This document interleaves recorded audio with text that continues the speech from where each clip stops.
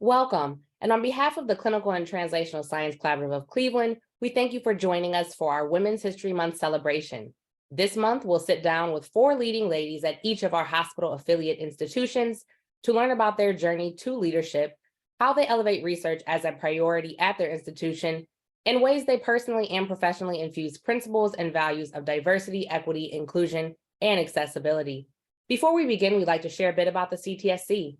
The Clinical and Translational Science Collaborative of Cleveland is a collaborative among Case Western Reserve University and its affiliated hospital systems, the Cleveland Clinic, Metro Health, University Hospitals, and the Lewis Stokes Veterans Administration Medical Center.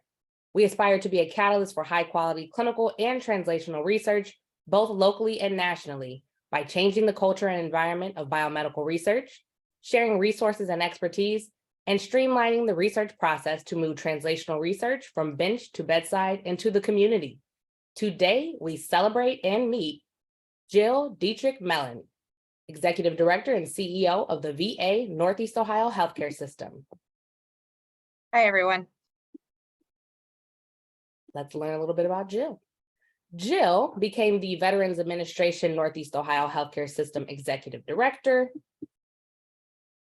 on September 29, 2019. In this role, she oversees one of the largest healthcare systems in the VA. With an operating budget of more than $1 billion, the VA of Northeast Ohio Healthcare System has 5,497 employees and provides primary mental health, specialty care, and social services for more than 500,000 veterans annually at 18 locations of care across a 21-county catchment area. She has a wealth of VA experience, having served in progressively higher leadership roles throughout the Veterans Health Administration. Mrs. Dietrich Mellon previously served as Director and CEO for the Dayton VA Medical Center, a 390-bed tertiary care facility with 4 VA outpatient clinics, caring for more than 40,000 veterans annually. Prior to leading the Dayton VA, Mrs. Dietrich Mellon served as Associate Director for VA Long Beach Healthcare System beginning in June 2015, and was detailed to the Washington, D.C. VA Medical Center in 2017. Mrs. Dietrich Mellon has also served veterans at VA medical centers in Lebanon, Pennsylvania, Columbus, Ohio, Columbia, South Carolina, Montgomery, Alabama, Tuskegee, Alabama, and Chicago, Illinois. She is a graduate of the Presidential Management Fellow Program, the VISN 10 Leadership Development Institute, the Healthcare Leadership Development Program, Leadership VA, and the Harvard University Senior Executive Fellows Program.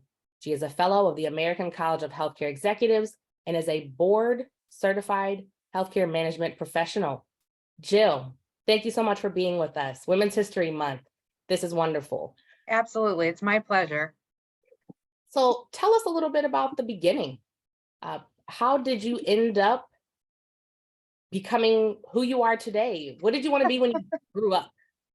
Oh, well, those are kind of 2 separate things, but I would say when I was growing up, a story my dad likes to tell is that I would consistently say that I wanted to be the governor of Indiana because we grew up in northern Indiana, but I kind of found my way into federal service another way, and I'm very happy I did. I don't think I want to be a governor or anything else at this point, but I always gravitated towards healthcare.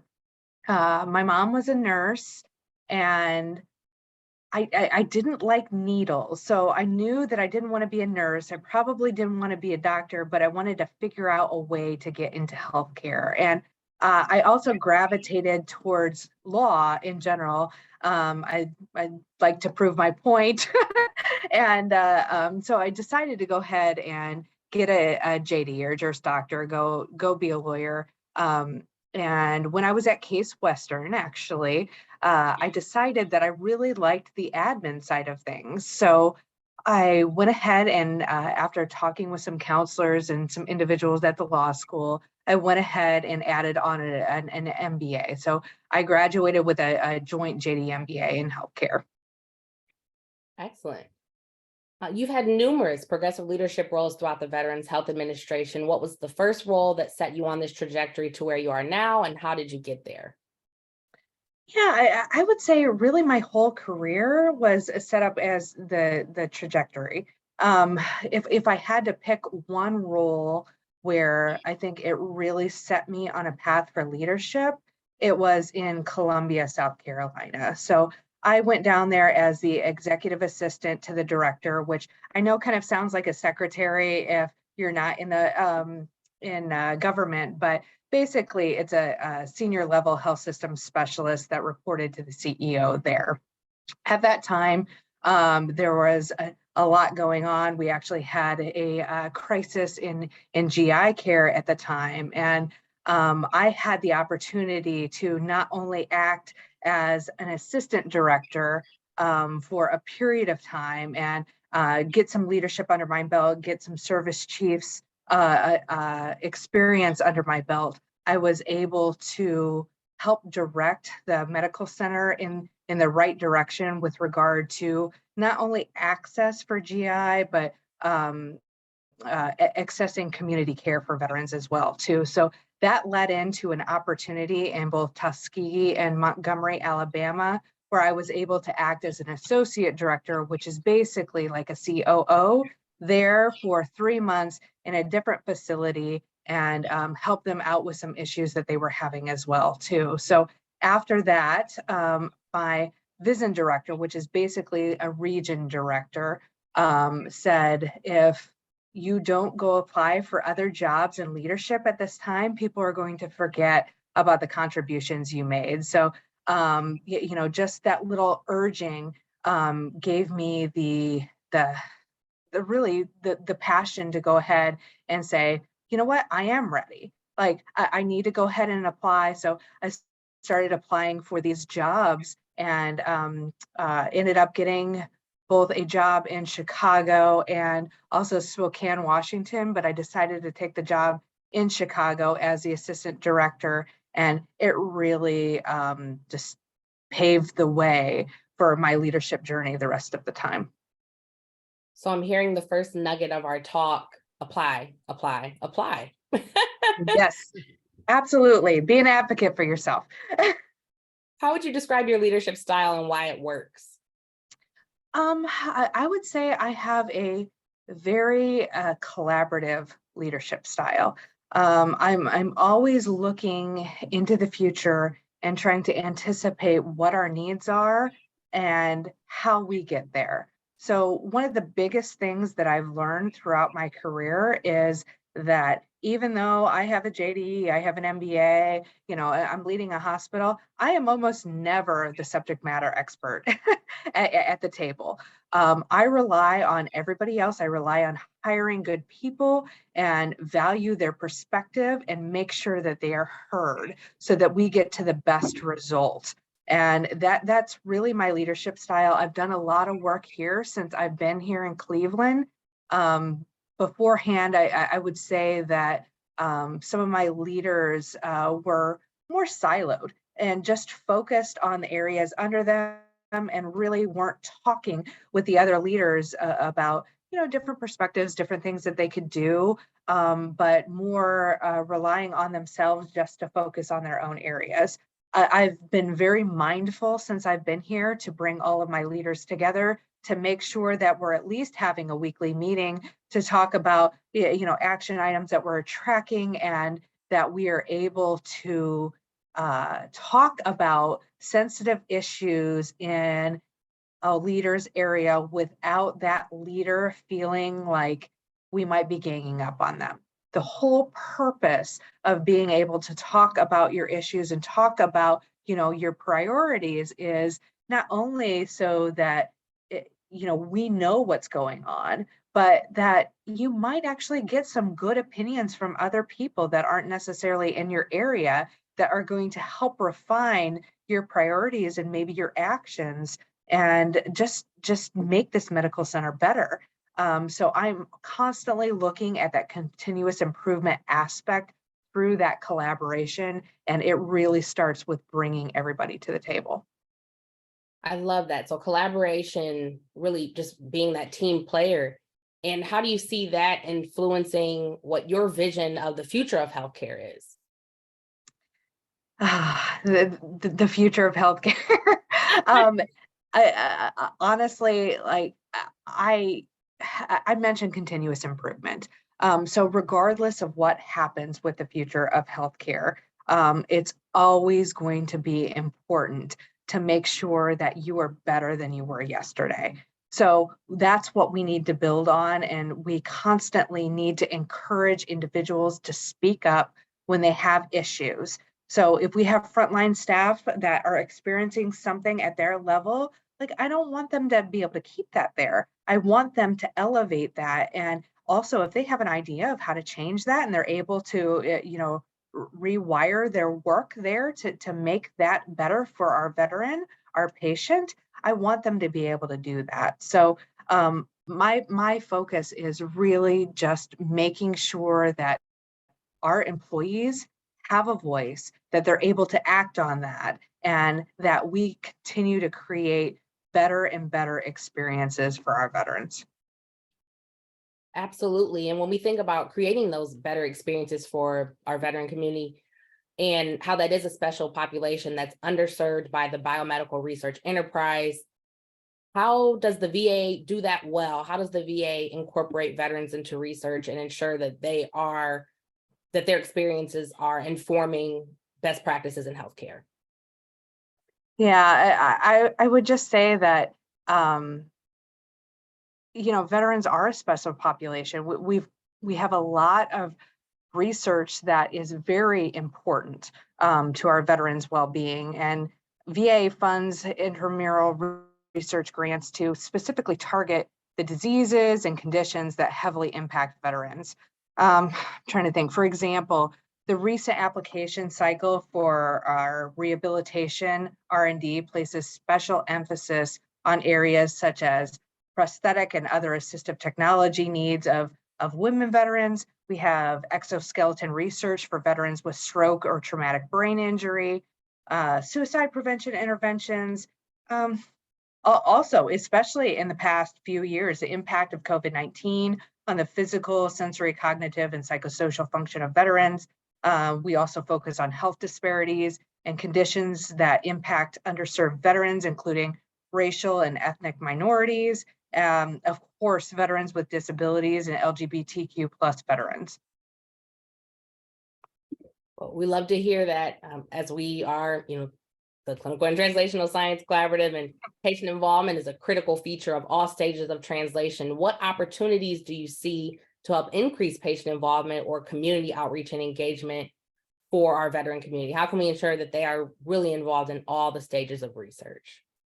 We're just doing great work here, and we're proud of our efforts to get new technologies and practices into general use and to benefit veterans and the rest of the society. But we need to make sure that they know about that research as well, too. So we try to advertise within our facility. We try to work with our community partners to make sure that it's advertised and veterans know what we're doing here. And then also just communicate the benefit that our veterans that are receiving from our research efforts. We love to see award of research projects and funding, and just to continue to grow the opportunity to collaborate with commercial entities as well. Absolutely. And let's switch gears a tad bit here and talk a little bit about diversity, equity, and inclusion and accessibility. We were so fortunate to partner with your team that leads DEI efforts with the executive committee, hosting the Color of Care screenings. And I know that a lot of great work was done before and tons will be done after that. And we look forward to continued collaboration. How do you live out principles of and values of diversity, equity, inclusion, and accessibility in your professional and personal life? Sure, absolutely. In our professional life, I think in 2020 with the murder of George Floyd, like that, everybody, it really just came into view for everybody. I mean, you had COVID all of a sudden, and then you had George Floyd and everything else that followed, and it was just a time of social unrest and a time that we didn't want to pass by without taking advantage of really the culture of the individuals around. Like, I don't think that we've been in a place like this to make social change in probably as long as I've lived. I feel like this is just a prime opportunity to be able to do that. So here at the Cleveland VA, I wanted to take that opportunity to go ahead and go out to all of our employees, talk about my feelings about what has been going on, and to really take the initiative to form a DEI advisory forum and advisory board, so that we got individuals involved here from the medical center, passionate people that really wanted to change the process and then were not going to feel shy to speak up, and get them on the advisory board and start talking about ways that we could increase the diversity, the equity, inclusion of all of our employees, and the opportunities that are available to our employees. So we started there, and we went ahead and started some DEI forums actually for the entire medical center. I had my executive leadership team do that over Microsoft Teams, and took a lot of questions, and there were some hard discussions that really came up during that time. And part of it is very humbling, because that your experience is not always the same experience that everybody else has. So just being able to sit there with the information that's coming to you, to be able to listen and to really think about, okay, this system is broken. What can we do to start fixing some of these issues that have resulted from structural racism throughout the years? So we continue to do that. Now I've done some focus groups with some individual services as well too, and especially some services that might have particularly acute issues with DEI, and have also hired last year our first DEI program manager as well too. So she is part of my leadership team, and honestly, is now a presence within that medical center, or within our medical center and healthcare system in general too. So it's the leadership team supporting all of that, but now we have somebody out front that is not only able to engage with all of us, but can show everybody that we are really committed to these DEI ideals, and that we just need to continue to involve employees to get where we need to go. Great to hear about that investment. It definitely is as you mentioned earlier, it is a team sport to advance health equity. How can healthcare better support the development and continued ascension of women in leadership roles? I'm sorry, could you repeat that? Sure. How can healthcare better support the development and continued ascension of women in leadership roles? I honestly think it's just about paving that way for women leaders.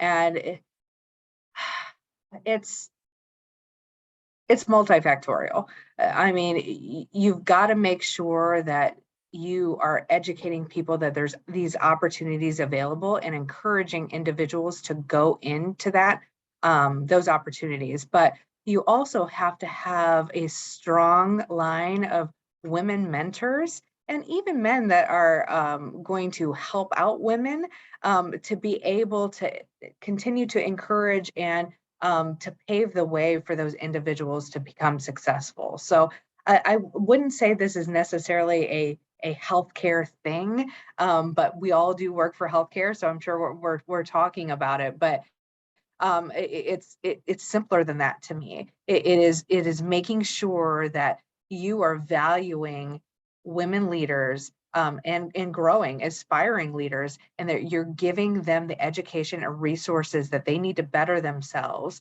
to be able to get these advanced jobs. In addition, as women, a lot of times we have the tendency of underselling ourselves and saying, well, I'm not sure that, I'm really ready for this position, where if you had a male counterpart, they may already be applying for that job and probably the next job thereafter. So we've talked about this more in business school, actually at Weatherhead, and trying to figure out exactly what that is within women that makes them pull back and say, okay, well, I might not necessarily be ready for that. So just making sure that we have those networks in place, and that you're encouraging that growth and almost that risk behavior within women to go ahead and put yourself out there, because guess what? You're never going to know if you would have gotten the job if you don't just apply. You really need to just say, hey, that is where I want to be. I think I can do that. Apply, see what happens. There we go. Apply, apply, apply. Mhm. Let's dive into self-care and balance. How do you balance your professional aspirations and activities with self-care or wellness? So this has been a little bit more difficult for me in the past years. So right now, this is being tape recorded beforehand, and I'm 35 weeks pregnant at this point and have a 22-month-old son. So making sure that I'm not only here and able to lead the medical center, but be able to be at home and be there for my family as well too. And then also, finding time to focus for me has been a little bit more challenging than it used to. And I think once people start families, they realize that, and how difficult that can be. What I would say from a professional perspective is I have never felt more comfortable at a medical center or a healthcare system than I do at the Cleveland VA today. I have built an amazing team, and I feel that because of the collaboration, because of the knowledge sharing that we do consistently, that even if I'm gone and I have to go ahead and take maternity leave, what I don't have to take maternity leave. I guess I want to take maternity leave, but even when I'm gone, I trust that things are going to be done well, and that there's people on top of things and people that care about our veterans and our medical center here. And I don't have to worry about that. I think there's some people, if they need to be out or do different things, that they're constantly trying to control what's being done there.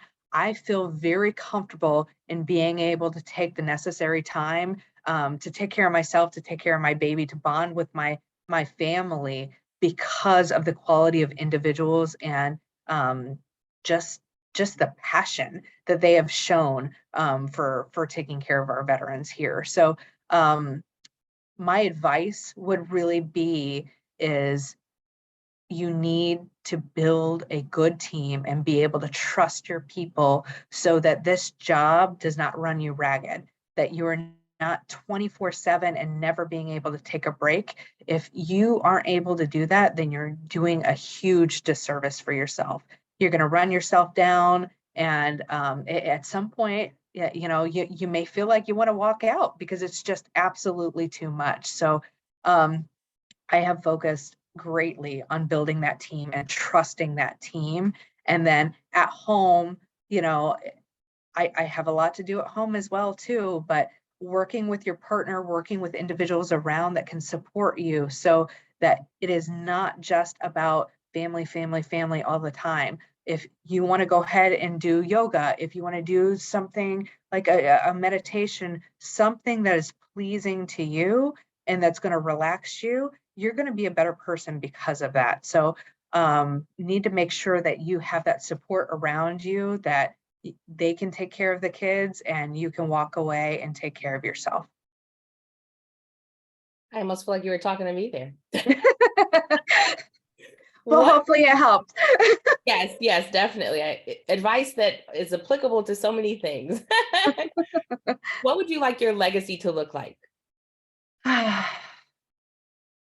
Well, I still have a long time to go. I don't know if I'm ready to say what my legacy should be. Like, Well, but not so much. Let me rephrase that just a tad bit. Especially, I love the tip about building that strong team so that you can have that trust and balance and be the best you that you can be as Jill or whoever you are. Insert your name there. What, as you continue to build the team and continue to execute on your vision, maybe does your vision look like 10 years from now? my vision for Cleveland VA 10 years from now is much more of what you just said. continued team building, collaboration, interaction, and not just at my leadership level. I've specifically talked about beforehand, I have a group of leaders that I bring together, and we're very communicative, working together to make sure that we get done what needs to get done. My vision is for that to move all the way down throughout the facility, so that my senior leader in admin operations is able to work with all of their service chiefs, or what private sector says directors at that level, to be able to talk and engage and just have that open dialogue, so that there's never any barriers to changing things that are going to be better for our veteran care. I think where we are right now, I have good engagement from my frontline staff. And if they do have issues, again, they have the ability to fix a lot of those issues themselves, and that empowers them to be able to make that care better. But if they also have an issue that we should know about, that it takes us to be able to take action on anything, we have a nice system where they're able to put those concerns into place, and they're constantly reviewed every day, and then we're taking action on that. But I would like that to go throughout the medical center, so that I never have to worry whether there's a block at any level, that people feel comfortable being able to reach out to their clinical counterparts if they're admin, and just be able to talk about a subject, talk about an issue, and just to be able to resolve that at that lower level without necessarily getting us involved. We're doing some of that. We've got a long way to go with that. And that is truly an aspiration of mine that I see in 10 years, is just opening those lines of communication so that people always feel comfortable to be able to make the necessary changes. Absolutely. Any final takeaways? Final takeaways. You were talking about apply. I feel like I have to say this wherever I go, but people need to make sure, if you're growing, you want to be a leader and you want to grow in the organization, to be your own advocate. It is important for not only your supervisor to recognize what you're doing for the organization, but they've got a lot of stuff going on, and they don't always think about your future career plan. So if you know where you want to be, you've got to take control of that and direct your own career. So things that I would advise that you get involved in are any kind of stretch activities, even if you know nothing about it. Say, there's a group that is getting together to talk about making community care more accessible and more transparent to the veterans. And you're like, okay, well, I'm over here working as a nurse, and I've never even talked about community care beforehand. Not only will you gain the knowledge in that, you're going to be able to come out of that with specific things that you have done, and be able to talk to your next hiring official about your experiences, so that it doesn't look like you've just been a nurse on a floor and haven't done anything else, that you've got a broader experience, and that you're able to bring problem solving methods, as well as certain actions that you've taken to the table, and to be able to sing your praises.